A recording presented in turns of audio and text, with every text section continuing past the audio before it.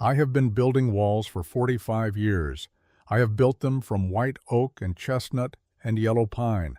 I have built them in summer heat and autumn rain, in the particular cold of early November mornings when the wood is stiff and your fingers lose their feel before 8 o'clock.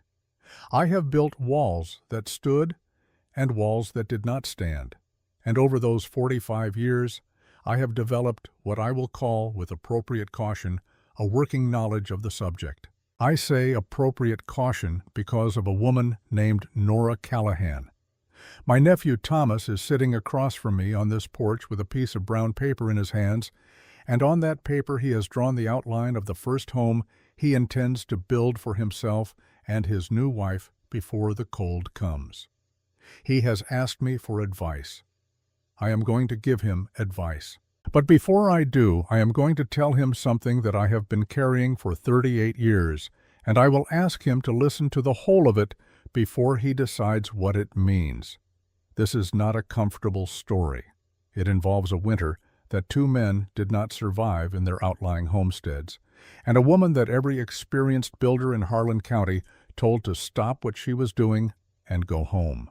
It involves my own considerable certainty about materials and methods, and the particular cost of that certainty, which I have been paying in one form or another ever since. It begins in the late summer of 1871, and it begins, as most true things do, quietly. I saw Nora Callahan for the first time at the creek below the old Sutton Mill on a morning in late July, when the heat had already settled into the hollows before 7. I was crossing the log bridge with a load of dressed timber for a repair job, and I noticed her at the bank, kneeling in the mud with her sleeves rolled to the elbow, working something between her palms. Her daughter, the little one, Rue, 9 years old that summer, sat on a flat rock nearby watching. Her son Emmett, who was 14 and already big through the shoulders the way his father had been, stood a few feet back with 2 wooden buckets, waiting. I watched Nora form a ball of creek clay between her hands. She dropped it from shoulder height onto the muddy bank, observed the way it held its shape, and did something with her expression that I cannot describe exactly. Not satisfaction, not calculation, but a kind of quiet recognition, as though the clay had confirmed something she already knew.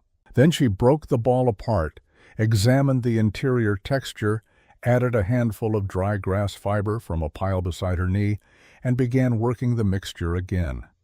I did not stop. I had timber to deliver. I told myself it was not my business. I have thought about that moment many times since. The knowledge Nora was testing at that creek bank, the specific feel she was looking for between her palms, the ratio of fiber to clay that would tell her the mixture was right, that knowledge had traveled a considerable distance to reach her hands. It had come from her grandmother, a Cherokee woman named Ayasta, who had built winter houses in the hill country of western Carolina in a manner that the people of Harlan County, Kentucky, in the year 1871 would have called primitive. I will have occasion, later in this story, to discuss what that word actually means when you are sitting in a cabin in February trying to determine whether you have enough firewood left to see your children through to morning. Nora's situation that summer was not unusual for this county, in the sense that difficulty was ordinary here, and her particular kind of difficulty was familiar. Her husband Thomas had been killed in a mine collapse in June, the same cave-in that took Darnell Price and the younger Combs boy, which older residents of this valley will remember. Thomas Callahan had been a careful man and a decent one, and his death left Nora with 40 acres of hill farm, 2 children, a small debt to the mill company, and a cabin that the previous owner had built sometime in the 1840s using methods that were considered adequate at the time. I had been inside that cabin once the previous winter when I helped Thomas patch a section of failed chinking on the north wall. I knew what it was, a single-room structure of hand-hewn chestnut log, the gaps between logs filled with a mixture of red clay and animal hair that dried hard but cracked in the freeze-thaw cycle and had to be repaired every 2 or 3 years. The roof was low, and the floor was bare-packed earth. The fireplace drew tolerably well. In a moderate winter, A family could manage in it without serious hardship. The winter of 1871 to 72 was not going to be a moderate winter. The signs were available for anyone who took time to read them. The hickory shells were unusually thick that year, which the old-timers took to mean heavy, wet snow rather than dry cold. The persimmon seeds, when split, showed a spoon shape. Same indication. The creek fell low in September, a full 3 weeks earlier than customary. The woolly worms that the children collected from the fence posts were black from end to end. I noticed these signs. I cut extra firewood. I checked my own chinking. I did what any experienced man in this valley did, which was to prepare for a hard winter using the methods that hard winters had always required. It did not occur to me to ask whether the methods themselves were adequate. That is the specific nature of the error I am describing. By August, Nora had begun to build. She had chosen a site on the south-facing slope below the old cabin, lower ground, which surprised me when I heard about it, because lower ground in this hollow means closer to the seasonal wet. But the site was sheltered from the northwest by a natural limestone ridge, and it received direct winter sun from well before noon until the light failed behind the western ridge in the afternoon. The old cabin sat exposed on the flat, facing no particular direction with any intention. Nora's site had been selected the way a careful person selects a coat, not for how it looks, but for what it needs to do. She and Emmett dug clay from the creek bank each morning before the heat of the day made the work brutal. Rue collected moss from the shaded rock faces along the hollow, the thick, dense variety that grows where water seeps through limestone and the sun never fully arrives. Long grass fiber came from the creek margins. The mixing was done in a shallow pit. Nora had dug near the building site, worked by foot for an hour until it reached a consistency. She tested the same way I had seen her test it at the creek. A ball dropped from shoulder height, examined, adjusted. The walls went up slowly, 6 to 8 inches per course, each layer allowed to firm overnight before the next was added. The process looked less like construction than like something growing. The walls were 2 feet thick at the base, and they were going to stay nearly that thick all the way up. Word traveled the way word travels in a hill community, which is to say it traveled on foot and through kinship, and it did not take long. Wade Sutton came to look on a Tuesday in the second week of August. Sutton had built more cabins in Harlan County than any living man, 22 structures over 30 years, most of them still standing, which was a genuine accomplishment and one he had earned through real skill and real labor. He was 55 years old that summer, a careful craftsman with large hands that knew the grain of every wood this county produced. He stood at the edge of Nora's worksite for perhaps 10 minutes, arms crossed, saying nothing. When he spoke, it was not to Nora directly. He spoke to Emmett, which was its own kind of statement. "Son," he said, "what your mother is building there is going to pull moisture straight through those walls like a wick. Come January, you'll have 18 inches of frozen mud between you and the outside air, and come spring thaw, you'll have 18 inches of rot. A wall wants to shed water, not hold it." Emmett looked at his mother. Nora was pressing a course of the mixture level with the flat of a hickory plank and did not turn around. "Mr. Sutton," she said, without stopping her work, "I appreciate you coming by." Sutton looked at her back for a moment. Then he nodded once, the way a man does when he has completed an obligation, and he left. He was not wrong about moisture in the abstract. Wet clay fails. Wet organic material rots. Every one of his concerns had a basis in genuine experience. He had seen poorly built earthen walls fail, and they had failed in exactly the ways he described. What Sutton could not see, standing at the edge of that building site on an August morning, was that Nora's technique was not poorly built earthen construction. It was something he had never encountered, using principles he had never been required to consider, and his considerable expertise in timber frame construction gave him no tools for evaluating it. He was a man who knew everything about the work he had done, and nothing about the work he had not done.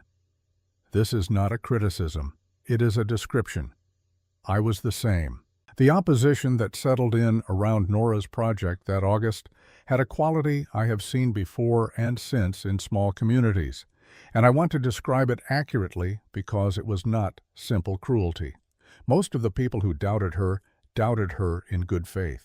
They were applying genuine knowledge to what they observed, and what they observed, a widow with 2 children pressing mud and river moss into walls while the autumn came on, looked by every standard they possessed like a serious mistake being made by someone without the experience or resources to correct it. Reverend Pratt, who served as circuit preacher for our end of the county and considered himself its intellectual conscience, stopped once and offered what he called a concerned assessment. He spoke of structural reliability and of the standards appropriate to a settled Christian community.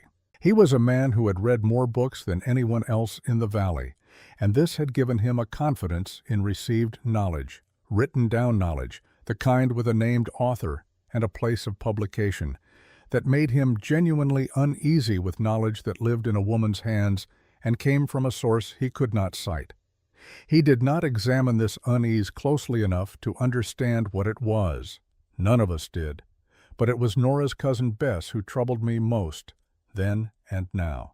Bess Callahan was 42 years old that summer, 3 generations in this county, a practical and capable woman who had navigated the particular social demands of hill community life with more skill than most.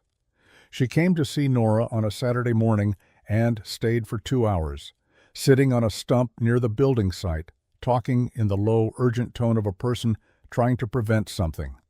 She was not speaking to humiliate Nora. She was speaking out of a genuine and painful love, the kind that wants the person it loves to be safe and accepted and free from the cost of standing too far outside the line. What I did not know then and would not learn until years later was that Bess carried her own piece of the knowledge Nora was using. Her grandmother had known Nora's grandmother. She had seen as a girl what Ayasta's hands could build. She had chosen over the decades not to speak of it, not from shame exactly, but from the accumulated weight of living in a place that did not welcome that kind of knowing. She had let the knowledge go quiet inside her, the way you let a fire go down when you need the wood for something else. She sat on that stump and told Nora to stop, and somewhere behind the words, she was also telling herself the same thing she had been telling herself for 30 years. Nora listened to all of it. She thanked Bess for coming. She picked up her hickory plank and went back to work. The walls kept rising. There is a question I should have asked in August of 1871, and did not ask until February of 1872, by which point asking it cost me considerably more than it would have in August. The question is this: why would a woman stake her children's winter survival on a construction method if she was not certain of it? I have watched men make bad decisions on building sites for 45 years. I know what uncertainty looks like in the hands. The hesitation before a cut, the second measurement, the way a man will set a plank down and pick it back up and set it down again when he is not sure. I know what confidence looks like too. Nora Callahan at her building site moved with the specific economy of someone who had already solved the problem in her mind and was now executing the solution. There was no hesitation. There was difficulty, yes. The work was hard, and she was doing most of it with a 14-year-old boy and a 9-year-old girl. But difficulty is not the same thing as doubt, and I knew the difference even then. What I told myself, watching her, was that her confidence was ignorance, that she did not know enough to know she was wrong. I was half right about the confidence and entirely wrong about its source. What I was watching was not a woman who did not know what she was doing. It was a woman who knew something I did not know, working from a body of knowledge I had never thought to acquire, proceeding with the particular steadiness of someone who has done their preparation and is now simply doing the work. The preparation had begun, as it happened, in July, before she ever broke ground on the building site, before she had even finished deciding exactly where the site would be. She had built a test wall in July. It was 2 feet long and 18 inches thick, pressed against the north face of her woodshed where it would receive no direct sun and the full effect of whatever weather came in from the northwest. She had built it from the same clay-moss mixture she would use for the cabin walls, in the same layer-by-layer process, with the same exterior plaster coat of lime and fine creek sand that her grandmother had used to seal the AC walls against rain. Every morning through July and into August, before she began the day's main work, she examined it. She pressed her thumb into the plaster surface to test for softness. She checked the base where the wall met the ground for moisture wicking. After the brief hard rain of the 14th of July, she examined every inch of the exterior face for cracking or slump. She broke off a small section of the interior on the last day of July, 30 days after construction, and examined the cross-section. The moss fiber locked into the dried clay, the small pockets of air preserved between the grass strands, the plaster coat bonded cleanly to the surface. She had already known for 6 weeks that her method worked before she laid the first course of the cabin wall. I learned this detail 3 years after the fact from Emmett, who had watched his mother conduct this experiment with the same careful attention he brought to everything. He told me about it the way a person tells you something obvious, as if he assumed I had known it all along. When I explained that I had not known it, that none of us had known it, he was quiet for a moment. "She didn't hide it," he said. "It was right there on the woodshed." He was correct. It had been right there. None of us had thought to look at a 2-foot section of earthen wall on a widow's woodshed and consider that it might be evidence of anything. The knowledge that informed both the test wall and the cabin it preceded had traveled to Nora through her mother, and to her mother from her grandmother Ayasta, across a distance of time and loss that I find, the older I get, more remarkable rather than less. Ayasta had been born in the hill country of western Carolina, in the years before the removal, in a community that had been building winter houses from the materials of that landscape for as long as the landscape had been inhabited. The Cherokee Asi, the winter house, was a small, low structure, earth bermed on 2 or 3 sides, with walls of woven river cane plastered inside and out, with a mixture of wet clay and organic fiber. Not identical to what Nora built, but working from the same understanding that a wall's primary job in winter is not to keep wind out, but to keep warmth in, and that these are not the same engineering problem. After the removal, Ayasta had come, by routes and means that Nora knew only in fragments, to the hill country of eastern Kentucky, where she had married a Scots-Irish man named Callahan, who had the good sense not to dismiss what she knew. She had built one Asi-derived structure on their property, a small winter storage house, using clay from the creek bank and moss from the limestone faces and the long grass fiber that grew at the water's edge, sealed with the lime plaster she had adapted from materials available in Kentucky rather than Carolina. It stood for 30 years. Nora had been 7 years old when her grandmother built it. She had stood beside her, small enough that the top of the mixing pit was at her eye level, and she had watched Ayasta's hands work the clay, the specific rotation of the wrists, the way the fingers spread to test consistency, the moment when the mixture changed from something sticky and uncooperative to something that held its shape with purpose.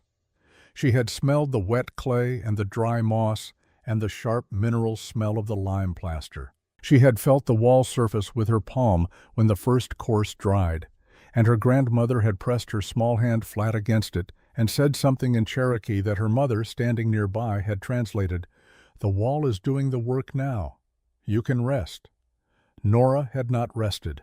She had kept her hand on the wall and felt the specific warmth it held, not the warmth of recent sun, but a deeper warmth, stored in the clay, in the small pockets of still air between the moss fibers, releasing slowly the way heat releases from a hearthstone long after the fire has gone to coals.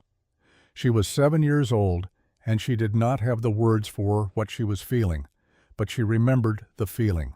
31 years later, Working wet clay at a Harlan County creek bank with her own children watching, she was working toward that feeling, trying to reproduce it exactly, hoping her hands still remembered the ratio, the texture, the specific moment of readiness.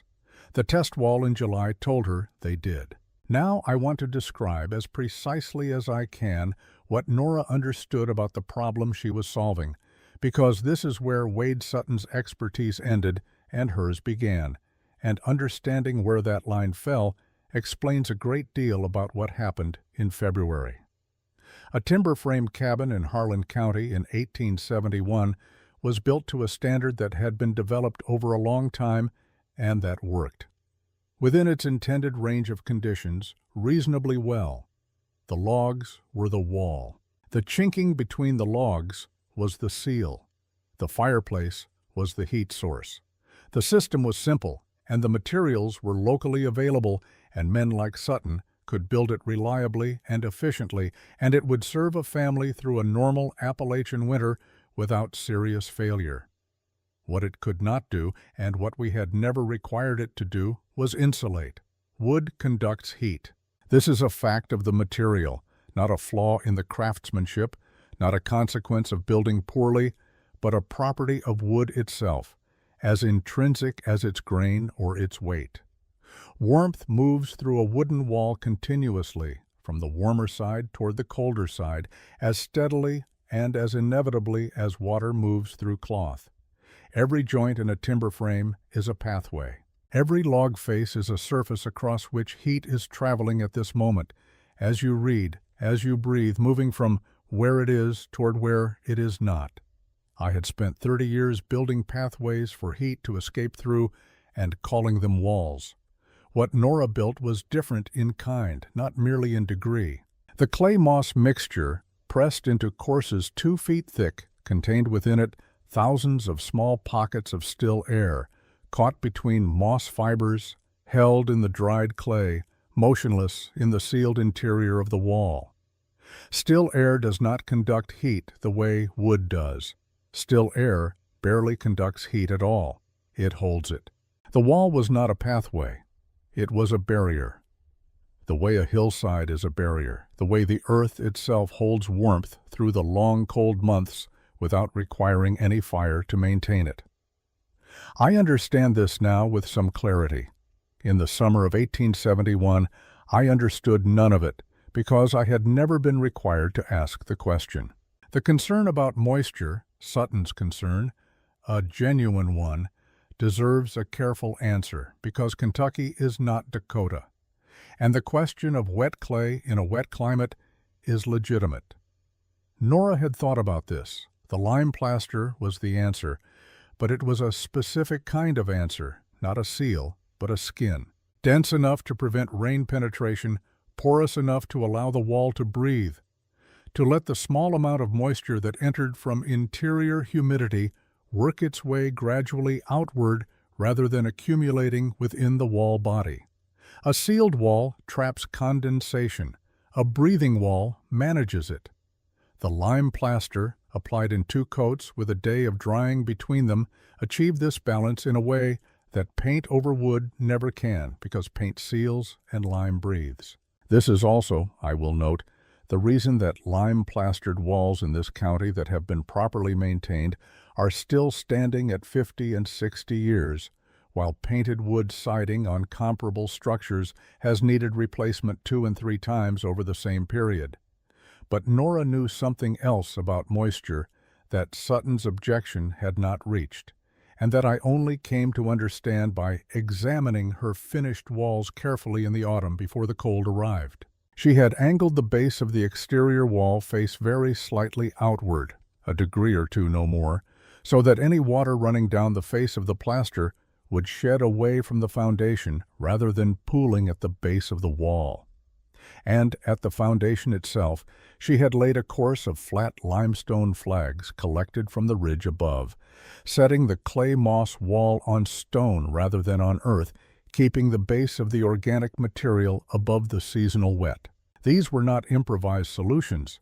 They were part of the method, details her grandmother had worked out building in the hill country of Carolina, where the rain falls hard and the ground stays wet, and a poorly drained wall will fail before its second winter. Ayasta had solved the moisture problem before Sutton raised it. Nora had carried the solution in her memory for 31 years without needing to articulate it, the way a craftsman carries the feel of a sharp tool without being able to describe sharpness in words. The construction through August had a rhythm that Emmett described to me years later, with the pride of someone who had been part of something and knew it. Even at 14, even before the winter proved them right, they woke before the heat each morning. Nora and Emmett went to the creek for clay while Rue collected moss from the limestone faces along the hollow, filling 2 flour sacks by the time her mother and brother returned. The mixing pit took an hour, worked by foot in the early morning cool. Then the building, pressing each course level, checking plumb with a cord weighted by a river stone, allowing each layer its night to firm before the next was added.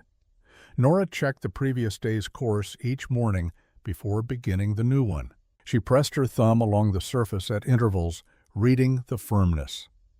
Twice in August she found sections that had dried unevenly. The south-facing wall dried faster than the north-facing in the afternoon sun, and the differential caused hairline cracking in the surface. She wet these sections with a damp cloth and worked them smooth before proceeding, understanding that a cracked surface in August would become a pathway for water in November. Emmett kept records on the back of a flour sack in charcoal. He recorded the height of each wall at the end of each working day, the weather, and, beginning in September, when the nights turned cool enough to matter, the temperature inside the partially completed structure compared to the temperature outside. He did this on his own initiative, without his mother asking, using a method he devised himself, a cup of water placed inside the building and another placed outside at sundown, checking both at dawn to see which had filmed with surface ice first. He did not show these records to anyone until the following spring. When he did show them, they told a story that no one in the valley could dispute.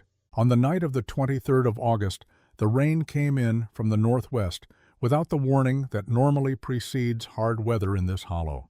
Nora and her children had covered the unfinished wall tops with cedar bark before bed, as they had developed the practice of doing every evening. It was not enough.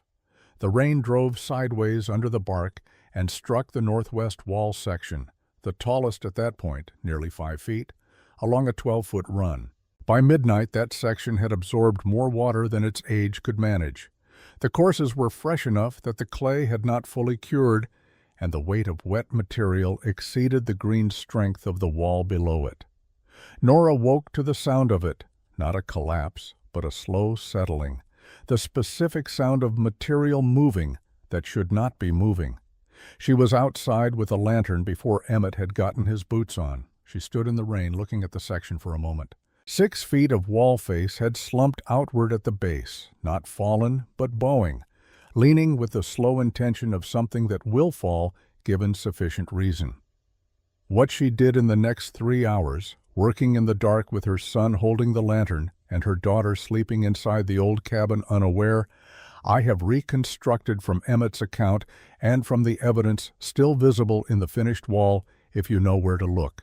She pressed the bowing section back by hand, course by course, working from the base upward, repacking the loosened material and adding fresh mix from the reserve pit, which she had covered and which was still workable. She set temporary timber shores against the repaired section, 4 pieces of split chestnut wedged at angle against the wall face, braced at the base with stones. She worked in the rain without apparent hurry, the way a person works who knows exactly what the problem requires and is simply applying the requirement. At some point in those 3 hours, Emmett did not know exactly when, she stopped working for a moment and pressed her palm flat against the interior face of the damaged section. She held it there. He watched her and did not speak. Later, when he was grown and I asked him what he thought she was doing in that moment, he said, "I think she was remembering something. I think she was making sure she remembered it correctly." The next morning, the shores were still holding. Within 2 days, the repaired section had firmed to match the surrounding wall.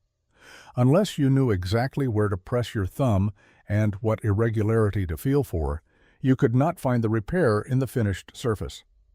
Nora told no one about it. Two neighbors who had happened to pass on the road during the early stages of the slump before the repair was complete mentioned it to Wade Sutton as evidence of what they had expected. Sutton nodded and added it to his understanding of the situation. His understanding of the situation was wrong, but it would take him until February to know that, at a cost I will describe when we get there. By the end of September, the walls were at window height. The hollow had turned to its autumn colors, the particular gold and amber of a Kentucky September that makes even men who have seen 60 of them stop and look, and the Callahan building site with its pale yellow-gray walls rising from the south slope had become a fixed feature of the community's attention. People continued to come and look. They continued to leave shaking their heads. The consensus had hardened from skepticism into something more settled and more difficult. The comfortable certainty of a community that has already decided how a thing will end and is simply waiting for the ending to arrive. Nora kept building. Emmett kept his records on the flour sack. Rue kept collecting moss. Elias Boone, Harlan County, Kentucky. September 1909. A wall is finished when the work of building it is done, but a wall is not proven until weather has had its say. Every craftsman knows this, though not every craftsman is willing to say it plainly. There is a period between completion and proof, sometimes a season, sometimes several, during which a structure exists in a state of provisional judgment. It stands, it appears sound. But standing and appearing sound are not the same as being sound, and only time and weather and the particular pressures that a given climate applies to a given material will settle the question.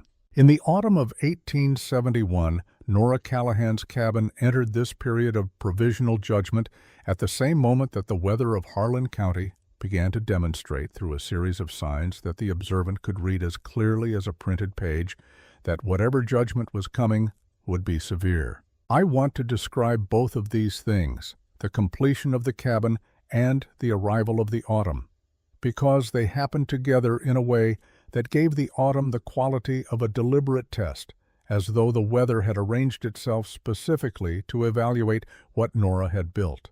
I know this is not how weather works, but that is how it felt, and feeling is sometimes the most accurate record we have of a moment that mattered. The roof went on in the first 2 weeks of October. This was the one portion of the structure that Nora built in the conventional manner, conventional timber framing, white oak rafters, cedar shingle.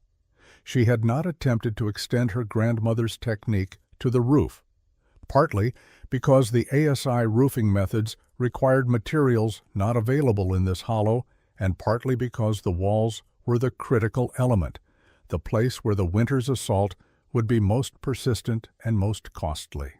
A roof sheds water. A wall must do something more difficult. It must resist the continuous, patient movement of warmth from inside to outside across every inch of its surface for every hour of every cold day from November to March. That was the problem Nora had solved. The roof was simply a roof. Emmett had learned enough from watching Wade Sutton's work over the years to assist meaningfully with the framing, and a neighbor's boy, one of the Bingham sons who owed Thomas Callahan a good turn from before the mine collapse, came for 3 days without being asked and helped raise the heavier members. The framing went up cleanly. The shingles went on in courses, Nora and Emmett working opposite sides of the ridge from bottom to top, and by the 14th of October the cabin was weather-tight. What remained was the door frame and the 2 south-facing windows, and here Nora encountered the problem that she had been thinking about since August, the junction between the timber elements and the clay moss wall. I want to explain this carefully because it is the detail that Sutton would have seized upon had he been present, and it is the detail that reveals most clearly the quality of Nora's engineering intelligence. Wood moves. Every carpenter knows this, the way he knows his own name. Wood expands in wet weather and contracts in dry. It swells across the grain and it shrinks along it, and the movement across a season can be measured in fractions of an inch that are small in themselves but devastating to any rigid joint that does not accommodate them. A door frame set directly into a clay moss wall and plastered tight will crack the plaster at every seasonal change, and a cracked plaster joint is a pathway for water, and a water pathway in an earthen wall is the beginning of the failure that Sutton had predicted. Nora solved this with woven hickory. She had prepared lengths of green hickory switch in September, soaking them in the creek until they were fully supple, and she had woven these into a flexible mat approximately 3 inches wide that she set into the wall at the door and window openings before the final plaster coat, creating what I can only describe as a gasket, a yielding layer between the rigid timber frame and the rigid plaster surface that could absorb the wood's seasonal movement without transmitting it to the clay. The hickory, once dried within the wall, retained just enough flexibility to serve this purpose indefinitely. I did not understand what I was looking at when I first examined this detail. In the autumn after the winter, I had to ask Nora to explain it. She explained it simply, in the manner of someone describing a thing so obvious to themselves that the need for explanation is slightly surprising. Her grandmother had used river cane for the same purpose in Carolina. Hickory was what Harlan County provided. This is what I mean when I say she was not guessing. Every detail had been considered. Every junction had a solution. The solutions were not identical to Ayasta's solutions because the materials were different and the climate was somewhat different, but they were derived from the same body of understanding, the understanding that a wall is a system, that every element of that system interacts with every other element, and that the failure points are always at the junctions, which is true of walls and true of most other things besides. The plaster went on in the 3rd week of October in 2 coats with 2 days between them. The first coat was pressed deep into the wall surface by hand, Nora's palms flat against the material, working it into the textured clay moss face so that it bonded to the wall rather than merely coating it. This was the technique Ayasta had used and that Nora had watched at age 7 and had never in 31 years had occasion to practice. Her hands remembered it. Not perfectly. The first morning she applied too much water to the mix and the coat ran at the lower edges, but she recognized the error immediately and corrected it, working in smaller batches, letting each section firm before moving to the adjacent one. The second coat was finer, mixed with creek sand that she had screened through a piece of old window muslin to remove the larger grit, and this coat she applied with a flat board rather than her palms, working it smooth in long strokes that she blended at the edges to prevent lap lines. When it dried, the surface had a quality I have not seen on any other structure in this county, not quite rough, not quite smooth, the color of pale limestone in winter light, with a density that made it sound, when you knocked a knuckle against it, like knocking on stone rather than on plaster. Rue helped with the second coat on the lower sections, her small hands managing the detail work around the window frames with a patience that Nora noted and Emmett recorded on the flour sack, not temperature data this time, but a single line in his careful 14-year-old script. Rue did the windows herself. They are perfectly flat. By the 28th of October, the cabin was complete. Nora moved her family in on the 29th, a Tuesday, carrying their few pieces of furniture from the old cabin in 2 trips with the mule. The old cabin she locked and did not look back at. She had spent 11 years in it, and it had served its purpose, and its purpose was finished.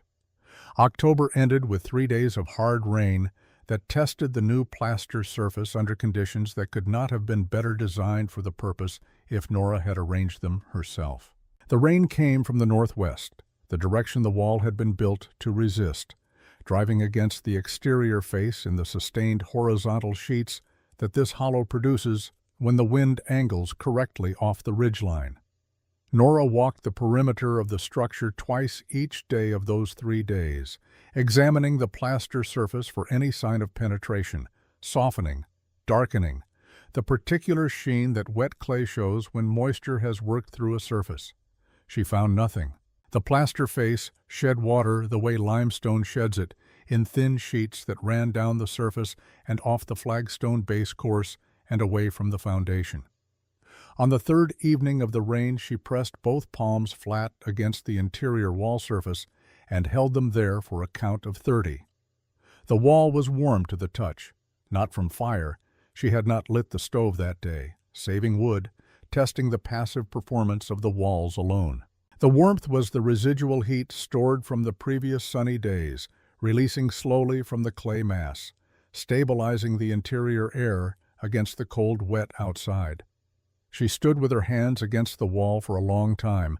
What she was feeling was the answer to the question she had been asking since July. The wall was doing what it was supposed to do. Her grandmother's hands had been right. Her own hands had been right. The test was passing. She did not tell anyone. There was no one she could have told who would have understood what the warmth in the wall meant. November arrived in this county that year with a seriousness that old-timers recognized immediately and that younger residents understood only in retrospect, which is the usual way these things work. The first frost came on the 2nd of November, 10 days earlier than the average of the previous decade. The creek iced at the margins on the 9th. The geese had been gone since late September, 4 weeks ahead of their customary departure, and the silence above the hollow in the mornings, where the sound of their passing had always marked the proper beginning of autumn, was its own kind of announcement. I began cutting additional wood in the second week of November. I had already cut what I considered a full winter's supply, 8 cords, split and stacked in early October, and I was uneasy enough about the signs I was reading to cut 4 cords more. I stacked the additional wood against the south wall of my shed and did not mention it to my neighbors, not wanting to seem alarmist. Most of my neighbors were cutting extra wood as well, and not mentioning it to each other for the same reason. Wade Sutton, who had more experience reading this valley's winters than anyone, except perhaps old Cornelius Webb on the eastern homestead, cut 16 cords and told anyone who asked that he expected the worst winter since the early 50s. He reinforced his own cabin's chinking in November, applying fresh clay and hair mix to every joint he could reach, working methodically around the structure's perimeter in the cold mornings before his hands stiffened. He was a thorough man, and he prepared thoroughly. It would not be enough, but he prepared as well as his understanding of the problem allowed. The Township Committee met on the 15th of November to discuss community winter preparation. This was a regular practice in difficult years, pooling labor and information, identifying families who might need assistance, organizing the woodcutting cooperative that Sutton ran for those who could not manage their full supply alone. At this meeting, the committee chair, a farmer named Grover Holt, raised the matter of the Callahan property, not confrontationally, but practically. Mrs. Callahan was a widow with 2 children in an experimental structure. In the event of a hard winter, the committee had an obligation to ensure her family's safety. He proposed that the township offer a formal loan of timber from the community woodlot, enough to build a conventional addition to the new cabin if the clay moss structure proved inadequate. This was kindness offered in the way of practical men who do not know how to offer kindness without wrapping it in utility. I understood this at the time, and I voted in favor of the offer. Several men around the table nodded in the way men nod when they have already decided an outcome and are waiting for the process to confirm it. Nora received the committee's written offer 3 days later, delivered by Holt himself, who was decent enough to be somewhat awkward about it. She read it carefully. Then she wrote a response in her clear, even hand. She had been better educated than most of us, her mother having taught her from books that came up from Louisville, and gave it back to Holt to carry to the committee. The response thanked the committee formally for its concern. It declined the timber offer. It noted, without elaboration, that the Callahan family expected to winter without difficulty and would apply to the committee for assistance in the standard manner should that expectation prove incorrect. Holt reported this to the committee with an expression that mixed respect and frustration in proportions I recognized as my own feeling exactly. Sutton said, "She'll ask in February. Bess Callahan, who was present at this meeting as her husband served on the committee, said nothing. She looked at her hands on the table for a moment, then looked up and said that she thought they should move on to the next matter of business. I watched Bess say this. I had known her for 20 years, and I knew her face, and what I saw on it in that moment was something I could not name then and can only partially name now. It was not agreement with the committee's assessment. It was not disagreement. It was the face of a person who knows something they have decided not to say, and who has made this decision so many times that the deciding has become indistinguishable from not knowing. I have thought about Bess Callahan's face at that meeting table more times than I can count. She had seen Ayasta build. She had felt that wall warmth at age 7 or 8, just as Nora had felt it. She had let that knowledge go quiet inside her over 30 years of living in a place that did not ask for it, and it had gone so quiet that when the moment came to speak it she found she had forgotten, or told herself she had forgotten, which is not quite the same thing, but serves the same purpose. She voted with the committee. She went home to her conventionally chinked log cabin. She stacked her firewood and checked her food stores and prepared for winter, in the way that the community prepared, because that was the way she knew how to survive here, and survival is not an abstract commitment. I do not judge her for it. I was doing the same thing in every way that mattered, with the single difference that I lacked even the memory she was suppressing.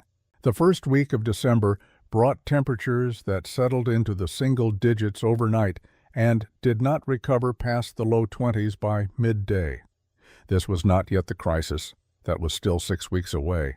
But it was the threshold, the moment when a Harlan County winter stopped being a condition to manage and became a problem to solve. I noted, passing the Callahan property on a Tuesday morning in the first week of December, that Nora's woodpile, stacked along the south face of the new cabin under a cedar bark roof, was considerably smaller than my own. I had cut 12 cords total, and I was beginning to wonder if 12 would be sufficient. Nora appeared to have cut perhaps 3. I slowed my horse. I looked at the woodpile for a long moment. Then I did what I had done in July, when I had seen her at the creek and chosen not to stop. I told myself it was not my business. I told myself she had made her choices and I had made mine, and the winter would sort out the difference between them. I drove on. The cold settled into the hollow like a tenant moving in for a long stay, rearranging things, making itself comfortable, claiming the spaces between the walls and under the floors and in the gap between a sleeping man's coat and the cold morning air above his bed. The woodpile shrank. The creek froze across its width for the first time before Christmas, which had not happened in my memory. The sky took on the specific flat gray of a Kentucky winter that intends to be serious, not the theatrical gray of an approaching storm, but the steady, dull, administrative gray of weather that has made a decision and is implementing it. Emmett Callahan, rising before dawn each morning, as his mother had trained him to do, recorded temperatures on his flour sack with increasing regularity. He had moved beyond the cup of water method and was now borrowing, without explicit permission, a small thermometer that hung in the entryway of Holt's store when he stopped for supplies once a week. He would note the reading at the store, walk the half-mile to the cabin in the cold, take the reading again inside, and record both. He did this every Saturday from the 1st of December onward. The interior of the Callahan cabin on the first Saturday of December with a moderate fire, 61 degrees Fahrenheit. The exterior air that morning, 14 degrees. He recorded this without comment on the flour sack, one line among many, and folded it back under his mattress where he kept it. The differential between inside and outside was 47 degrees. Nobody knew this yet but Emmett, and the worst of the winter had not yet arrived. The February that changed how this county builds its walls arrived without ceremony. It did not announce itself with the dramatic atmospheric pressure drop that precedes the storms I remember from childhood, the ones that made the mules restless and the dogs pace and the old women take their joints to bed before supper. It arrived the way serious things sometimes arrive, quietly, without warning, as though it had been standing just outside the door for some time and had simply decided to come in. The temperature on the morning of February the 3rd was 4 degrees above zero at dawn. By noon, it had not risen. By the following morning, it stood at 8 degrees below. It stayed there. Not the way a hard, cold snap stays. 3 days of misery and then a slow, grudging recovery toward the 20s. It stayed the way a stone stays at the bottom of a creek, immovable, patient, indifferent to the water moving around it. For 11 days, the temperature in this hollow did not rise above 6 degrees Fahrenheit at midday. On the 7th and 8th days, it dropped to 14 below at night. The creek, already frozen across its width since before Christmas, froze to its bed in the shallows. The snow that had fallen in January lay undisturbed and grew no softer. The sound of the hollow changed. The small sounds of moving water and settling wood and animal movement disappeared entirely, replaced by a silence so complete that a man walking in it could hear his own breathing from what seemed like a distance. This was the winter the almanac had predicted, and that we had believed we were prepared for. We were not prepared for it. I will not dwell on the specific sufferings of specific families in detail beyond what is necessary, because I do not think suffering benefits from extensive description, and because the people involved are known to their descendants in this county and deserve the dignity of privacy in their worst moments. What I will say is this: by the 5th day of the cold, there was not a family in this hollow whose woodpile was not diminishing faster than any winter calculation had anticipated. My own 12 cords, which I had considered a generous surplus, were burning at nearly twice the rate I had planned for, and the mathematics of the situation were not difficult to perform.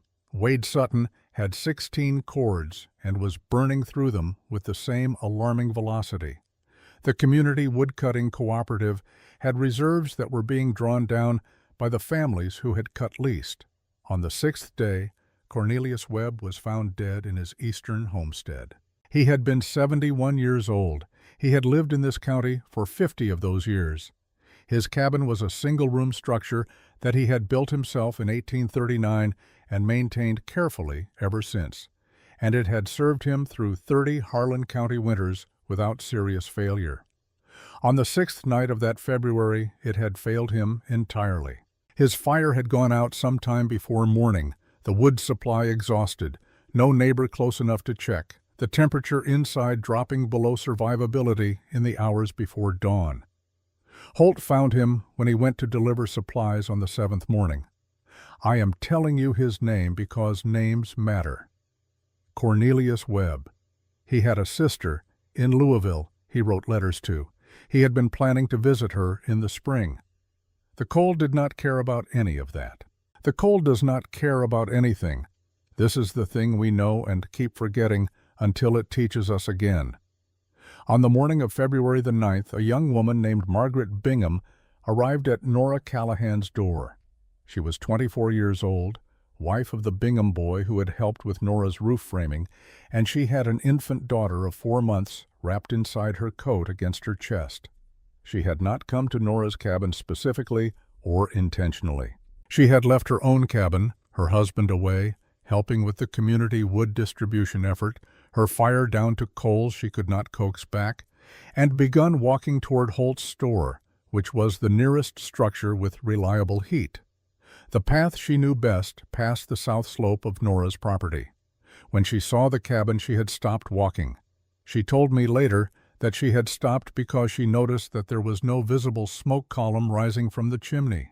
Her first thought was that something was wrong, that the fire had gone out, that she should check. Her second thought, arriving almost simultaneously, was that the chimney above the roofline was warm. Not smoke warm, but simply warm. She could see it in the way the extreme cold air moved differently near the chimney cap than it moved in the open air around it. Some small amount of heat was rising without smoke steadily, without the urgency of a fire being fed. She stood in the snow for a moment, considering this. Then she knocked. Nora opened the door. Margaret Bingham felt warm air move against her face. She stepped inside. Behind her, the door closed. The sound of the cold and the wind, which had been present for 9 days as a constant low presence at the edge of every other sound, stopped. I am going to describe what she saw, because she described it to me with the precise recall of a person who has seen something they know they will carry for the rest of their life. Nora's 2 children were at the table. Rue, 9 years old, was drawing something on a piece of brown paper with charcoal. Emmett was mending a harness strap. Neither child was wearing a coat. Neither child had blankets around their shoulders.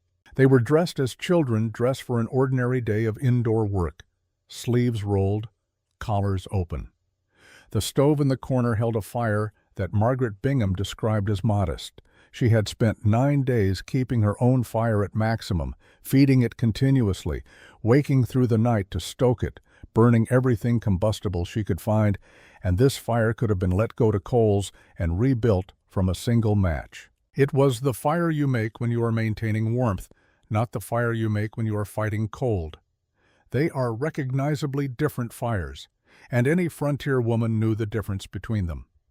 The room was warm, not emergency warm, not barely survivable warm. Warm the way a room in October is warm, stable, settled, the kind of warmth that does not require tending every half hour because it is not being actively taken away. Margaret Bingham opened her coat and looked at her infant daughter. The child's color was good. She had been against her mother's body through the cold walk and was not in distress. Margaret held her for a moment, feeling her breathe, and then she sat down in the chair Nora had drawn up near the stove, and she did not get up again for 3 hours. Nora brought hot water for tea. She said nothing about the situation except to ask, practically and without ceremony, whether Margaret's husband knew where she was, and when Margaret said he did not, Nora sent Emmett to find him.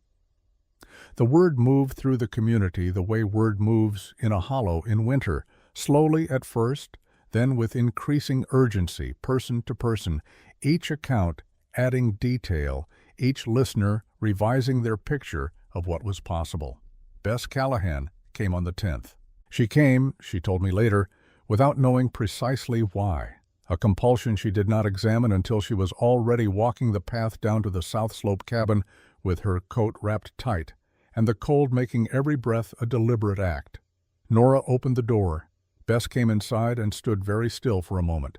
She was looking at her cousin's children at the table, both without coats, and she was looking at the small fire, and she was calculating something that Nora allowed her to calculate in silence. Then Bess sat down and said, "She was right, wasn't she? Your grandmother." Nora poured tea and sat down across from her. "She was right," she said. They sat together for a while without speaking. Outside, the cold continued its patient, indifferent work against everything that was not built to withstand it. Inside, the clay moss walls held the warmth the way they had been holding it since October, steadily and without effort. The way Ayasta's hands had understood they would. Wade Sutton came on the 11th. He was a proud man, and coming was not easy for him, and I will give him full credit for doing it anyway. He stood in the doorway for a moment after Nora opened it. Not from hesitation, but from the specific physical experience of walking out of air that was 12 degrees below zero and into a room that was not. He stood there and let his body understand what his mind was still processing. Then he came inside and stood in the center of the room. He looked at the stove. He looked at the fire in it, the actual size of the fire, the amount of wood feeding it, the temperature of the air around the stove itself, which a man who has spent 30 years managing fires in cold climates can read the way a carpenter reads a joint. What the stove was producing and what the room was holding were quantities that did not match by any calculation he had available to him. He turned and pressed his palm flat against the interior wall surface. He held it there. The wall was warm to the touch, not hot, not the localized warmth of proximity to the stove, but warm across its entire surface, from the height of his palm down to the floor and up past his shoulder. The warmth of stored heat, released gradually, distributed evenly. The warmth of 47 degrees of differential between inside and outside, maintained without extraordinary effort, maintained by nothing more complicated than 2 feet of still air caught in clay and moss. He kept his hand on the wall for a long time. When he turned around, Nora was watching him. Emmett was watching him. Rue had set down her charcoal and was watching him with the direct, uncomplicated attention of a 9-year-old who has not yet learned to look away from important moments. Sutton looked at Nora. He was 63 years old, and his wife's hands had early frostbite from 9 days of inadequate heat, and he had burned part of his workshop to keep his family alive, and he was standing in a room that had experienced none of this. "How much wood?" he said. His voice was level and careful, the way a craftsman's voice is when he is being precise.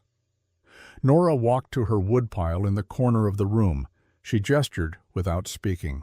2 cords, perhaps slightly more, remaining from what she had started with in November.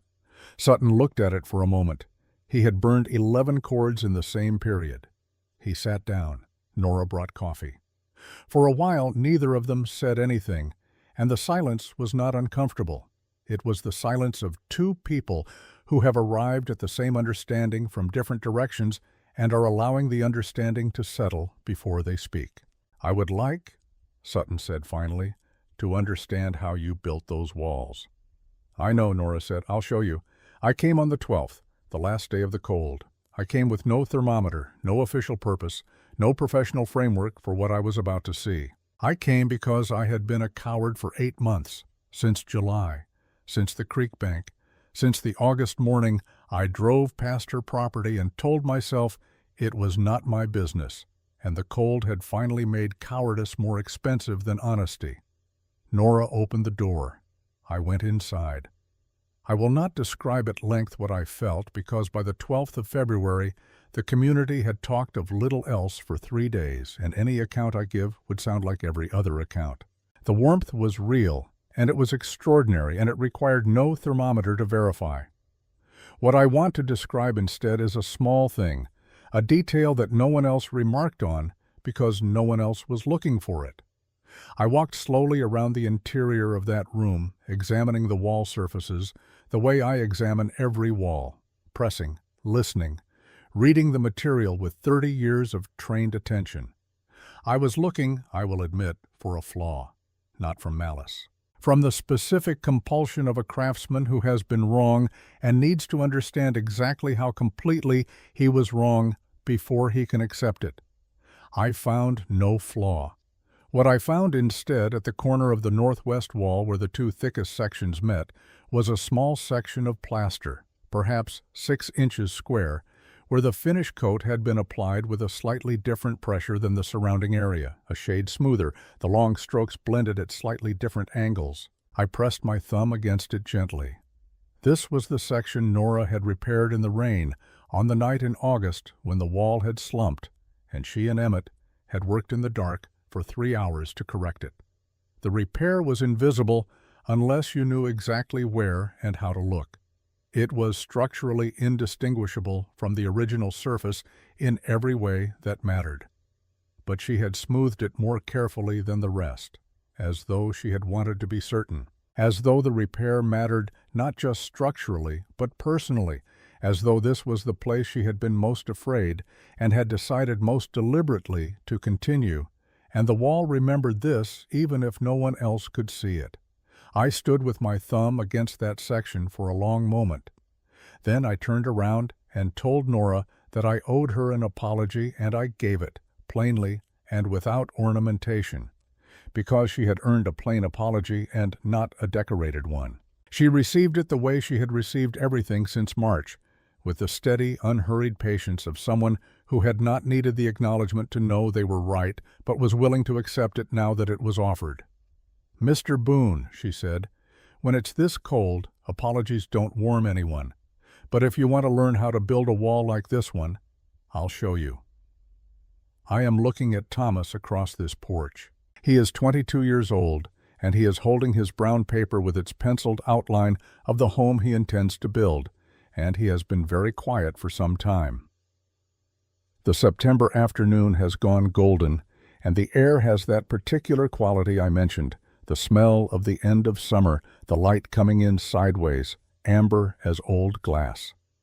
I should tell him what happened after. I should tell him that Sutton came to Nora's door 3 days later with his son and a notebook, and spent a full day learning the construction method, and built his own clay moss cabin the following spring, and never charged more than his cost for materials for any of the 11 similar structures he built for other families in the following years. I should tell him that Bess Callahan, in the spring of 1872, asked Nora to teach her the mixing technique and spent a week at the building site learning it and never fully explained why, even to herself.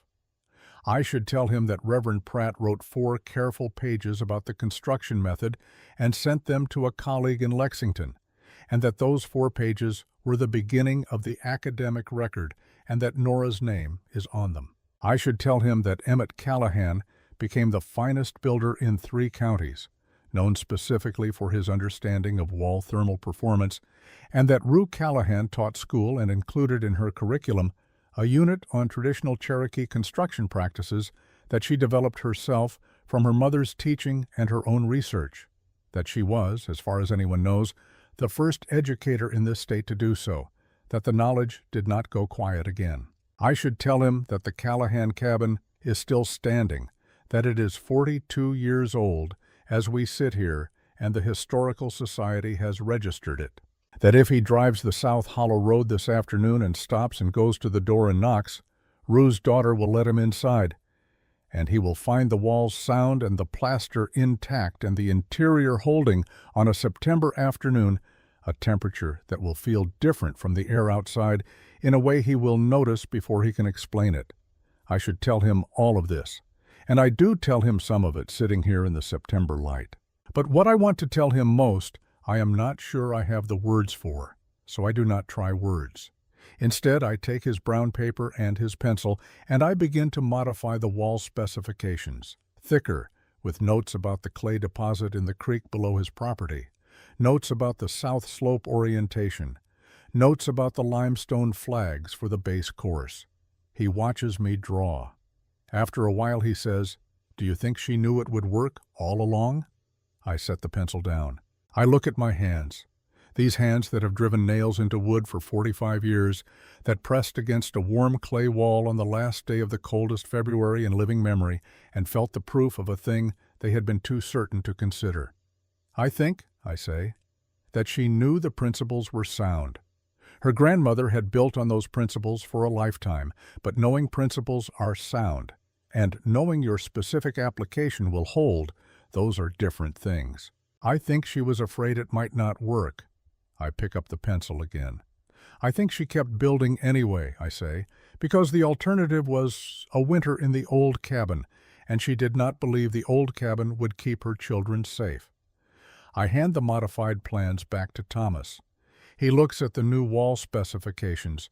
He looks at the notes about clay sourcing and base coarse limestone and south-facing orientation. He folds the brown paper carefully and puts it in his coat pocket. We sit for a while longer in the September light without speaking, which is the appropriate way to end a story like this one. Not with a conclusion, but with a silence that has room in it for what the story means, and room for what it cost, and room for the specific warmth of a clay moss wall at dawn in the coldest February that Harlan County ever produced, still holding after 42 years, still doing its work, still warm to the touch if you press your palm flat against it and hold it there long enough to feel what the wall has to say.